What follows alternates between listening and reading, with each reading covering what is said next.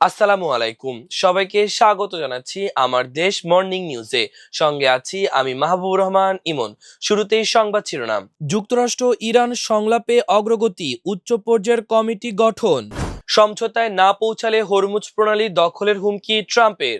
শান্তি চুক্তির আসল পরীক্ষা হচ্ছে লেবাননের ভবিষ্যৎ, ওয়াশিংটনকে তেহরানের হুঁশিয়ারি। আনোয়ার ইব্রাহিমের সঙ্গে একান্ত বৈঠকে প্রধানমন্ত্রীর। মালয়েশিয়ায় আটক বাংলাদেশিদের মুক্তির উদ্যোগ নেওয়ার আশ্বাস। সালার জাদুতে বিশ্বকাপে প্রথম জয়ে পয়েন্ট টেবিলের শীর্ষে মিশর। বেলজিয়ামকে রুখে দিয়ে ইরানের চমক। স্পেনের পর উরুগুয়েকে থামিয়ে কেপ ভার্দের রেকর্ড। শুনছিলেন সংবাদ শিরোনাম, এবার বিস্তারিত। সুইজারল্যান্ডে অনুষ্ঠিত যুক্তরাষ্ট্র ও ইরানের মধ্যকার আলোচনা ইতিবাচক ও গঠনমূলক পরিবেশে সম্পূর্ণ হয়েছে। মধ্যস্থতাকারী দেশ পাকিস্তান ও কাতার যৌথ বিবৃতিতে এ তথ্য জানিয়েছে। যৌথ বিবৃতিতে বলা হয়েছে, এই আলোচনায় উৎসবাঞ্জক অগ্রগতি হয়েছে। এর মধ্যে পরবর্তী কারিগরি আলোচনার জন্য একটি কার্যপদ্ধতি বা প্রক্রিয়া তৈরি করার বিষয়টিও অন্তর্ভুক্ত রয়েছে।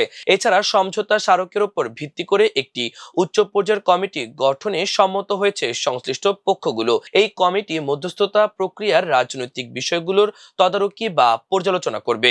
প্রধান আলোচকেরা নিয়মিত এই কমিটির কাছে প্রতিবেদন জমা দেবেন। তারা পরমাণু সমস্যা এবং নিষেধাজ্ঞা বিষয়ে গঠিত ওয়ার্কিং গ্রুপগুলোর নেতৃত্ব দেবেন। এর পাশাপাশি সমঝোতা স্মারকের কার্যকর বাস্তবায়ন নিশ্চিত করতে এবং অন্যান্য বিষয়ে একটি পর্যবেক্ষণ ও বিরোধ নিষ্পত্তি গ্রুপের নেতৃত্ব দেবেন তারা। আগামী 60 দিনের মধ্যে একটি চূড়ান্ত চুক্তিতে পৌঁছানোর জন্য এই উচ্চ পর্যায়ের কমিটির একটি রোডম্যাপ বা কর্ম পরিকল্পনায় সম্মত হয়েছে। এটি অবিলম্বে পরবর্তী কারিগরি আলোচনা শুরু করার ভিত্তি তৈরি করেছে। এছাড়া যে কোনো ধরনের অনাকাঙ্ক্ষিত ঘটনা ও ভুল বোঝাবুঝি এড়াতে পক্ষগুলোর মধ্যে একটি যোগাযোগ লাইন গঠন করা হয়েছে। হরমুজ প্রণালী দিয়ে বাণিজ্যিক জাহাজগুলোর নিরাপদ চলাচল নিশ্চিত করার লক্ষ্যেই এই উদ্যোগ নেওয়া হয়েছে। অন্যদিকে লেবাননের সামরিক অভিযান বন্ধের বিষয়টি নিশ্চিত করতে একটি সংঘাত এড়ানোর সেল গঠনে সম্মত হয়েছে যুক্তরাষ্ট্র ও ইরান। ইরানের সঙ্গে আলোচনায় কোনো সমঝোতায় পৌঁছাতে না পারলে বৈশ্বিক মানচিত্র থেকে দেশটির নাম মুছে ফেলার হুঁশিয়ারি দিয়েছেন প্রেসিডেন্ট ডোনাল্ড ট্রাম্প। একই সঙ্গে সুইজারল্যান্ডের চলমান শান্তি আলোচনায় অংশ নেওয়া ইরানি প্রতিনিধি দলকেও কঠোর ভাষায় হুমকি দিয়েছেন তিনি। দ্য গার্ডিয়ানের প্রতিবেদন অনুযায়ী ফক্স নিউজের সঙ্গে দীর্ঘ 20 মিনিটের এক ফোনালাপে ট্রাম্প স্পষ্ট করে বলেন, যদি প্রয়োজন হয় তবে আমরা হরমুজ প্রণালী নিজেদের নিয়ন্ত্রণে নেব। তিনি আরো যোগ করেন, ইরান যদি শেষ পর্যন্ত কোনো চুক্তিতে না আসে তবে ওই পথ দিয়ে চলাচলকারী জাহাজ থেকে যুক্তরাষ্ট্র শুল্ক বা টোল আদায় শুরু করবে। যুক্তরাষ্ট্রের সঙ্গে হওয়া সাম্প্রতিক চুক্তির ভবিষ্যৎ মূলত লেবাননের শান্তি প্রক্রিয়া সফলভাবে বাস্তবায়নের উপর নির্ভর করছে বলে সতর্কবার্তা উচ্চারণ করেছেন ইরানের পররাষ্ট্রমন্ত্রী আব্বাস আরাকচি। নিজের একটি দাপ্তরিক সামাজিক যোগাযোগ মাধ্যমে দেওয়া বিশেষ বার্তায় পররাষ্ট্রমন্ত্রী আব্বাস আরাকচি নতুন এই দ্বিপক্ষীয় সমঝোতার প্রধান সুফলগুলো তুলে ধরেন। তিনি উল্লেখ করেন যে এই চুক্তির আওতায় ইরানের তেল ও পেট্রো রাসায়নিক বা পেট্রোকেমিক্যাল রপ্তানির ওপর থেকে সব ধরনের আন্তর্জাতিক নিষেধাজ্ঞা ও বিধিনিষেধ প্রত্যাহার করে নেওয়া হয়েছে। এর পাশাপাশি তেহরানের ওপর আরোপিত দীর্ঘদিনের নৌ অবরোধ তুলে নেওয়া, বিভিন্ন আন্তর্জাতিক ব্যাংকে আটকে থাকা ইরানের কিছু ফ্রিজ করা আর্থিক সম্পদ অবমুক্ত করা এবং দেশটির অর্থনৈতিক উন্নয়নে একটি বড় ধরনের পুনর্গঠন ও উন্নয়ন কর্মসূচি চালু করার বিষয়ে চূড়ান্ত সিদ্ধান্ত হয়েছে। তবে এই দৃশ্যমান কূটনৈতিক ও অর্থনৈতিক অগ্রগতির পরও পররাষ্ট্রমন্ত্রী আব্বাস আরাকচি মার্কিন প্রশাসনকে কিছুটা সতর্ক করে দিয়ে জানিয়েছেন যে মাঠ পর্যায়ে এর প্রকৃত ও সফল বাস্তবায়নই হবে এই ঐতিহাসিক চুক্তির কার্যকারিতা পরিমাপের আসল মাপকাঠি। তার মতে এই দ্বিপক্ষীয় শান্তি চুক্তির প্রথম আসল পরীক্ষা বা রিয়েল টেস্ট হতে যাচ্ছে সদ্য গঠিত লেবানন সংঘাত নিরসন কেন্দ্রটি। এই বিশেষ কেন্দ্রটির মূল দায়িত্বই হবে লেবানন সীমান্তে সব ধরনের সামরিক অভিযানের স্থায়ী অবসান নিশ্চিত করার বিষয়টি নিবিড়ভাবে পর্যবেক্ষণ ও তদারকি করা। প্রধানমন্ত্রী তারেক রহমান মালয়েশিয়ার প্রধানমন্ত্রী আনোয়ার ইব্রাহিমের সঙ্গে একান্ত বৈঠকে বসেছেন। সোমবার স্থানীয় সময় সকাল 9:30টায় মালয়েশিয়ার প্রধানমন্ত্রীর কার্যালয় পেরদানা পুত্রা ভবনের 5ম তলায় উভয় একান্ত এ বৈঠকে বসেন। একান্ত বৈঠকে বসার আগে প্রধানমন্ত্রী পরিদর্শন বইতে স্বাক্ষর করেন। উভয় একান্ত বৈঠকের পর দুই দেশের উচ্চ পর্যায়ের বৈঠক শুরু হবে। বাংলাদেশ ও মালয়েশিয়ার প্রধানমন্ত্রী এতে নিজ নিজ দেশের প্রতিনিধি দলের নেতৃত্ব দেবেন।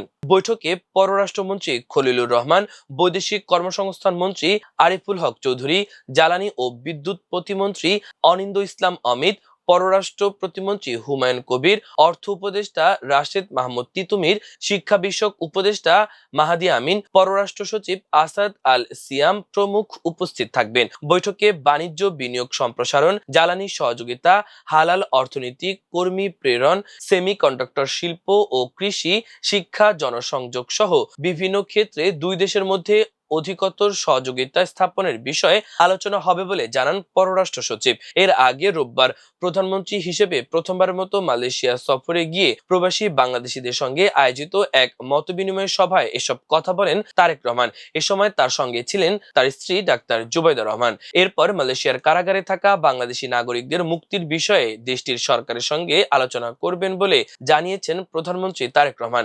একই সঙ্গে বিদেশগামী কর্মীদের দক্ষ করে তুলতে আধুনিক প্রশিক্ষণ ও ভাষা শিক্ষার ওপর সরকার বিশেষ গুরুত্ব দিচ্ছে বলেও তিনি উল্লেখ করেন। 2026 ফিফা বিশ্বকাপে নিজেদের ইতিহাসের প্রথম জয় তুলে নিয়েছে মিশর।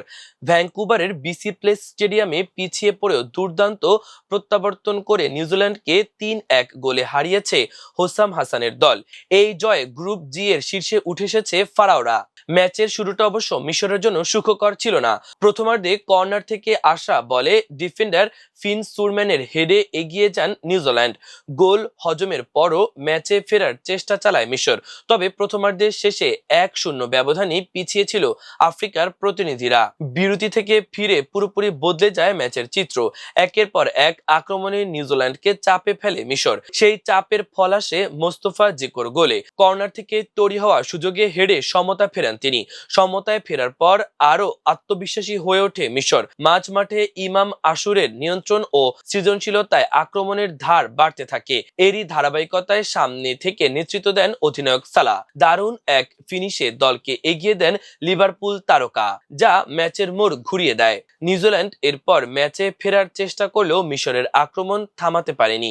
শেষ দিকে কর্নার থেকে ট্রেজেগুয়ের হেডে আসে তৃতীয় গোল। তাতেই নিশ্চিত হয়ে যায় মিশরের ঐতিহাসিক জয়। ফলে দুই ম্যাচে 4 পয়েন্ট নিয়ে গ্রুপ জি এর শীর্ষে উঠে এসেছে মিশর। শেষ ম্যাচে তাদের প্রতিপক্ষ ইরান। অন্যদিকে শক্তিশালী বেলজিয়ামের বিপক্ষে দারুণ লড়াই করে গুরুত্বপূর্ণ এক পয়েন্ট তুলে নিয়েছে ইরান। লস অ্যাঞ্জেলস স্টেডিয়ামে অনুষ্ঠিত 2026 ফিফা বিশ্বকাপের জি গ্রুপের ম্যাচে দুই দল 0-0 গোলে ড্র করেছে।